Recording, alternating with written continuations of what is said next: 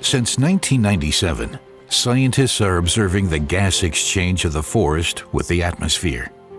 Based in Davos, the 35-meter measuring tower stands in the middle of the forest. Forests play an important role in mitigating climate change. They take up CO2 from the atmosphere through photosynthesis and release CO2 into the atmosphere through respiration.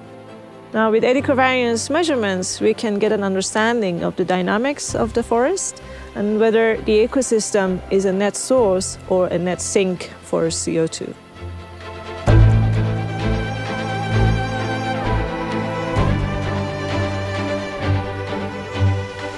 Now, over the last 25 years, we have collected observations and measurements, and we see that this forest is a clear sink of CO2. But we also see early signs that extreme climate conditions like heat waves and drought compromise the capacity of the forest for taking up CO2 from the atmosphere. The trees here are 30 meters tall and up to 450 years old. Spruce, the dominant tree species, is one of the most important timber species in Europe, yet among the most vulnerable to climate change. What makes it special about working in the subalpine forest, which has been remarkably unaffected by urban development so far? First of all, the site is located in a very beautiful landscape in this nice forest.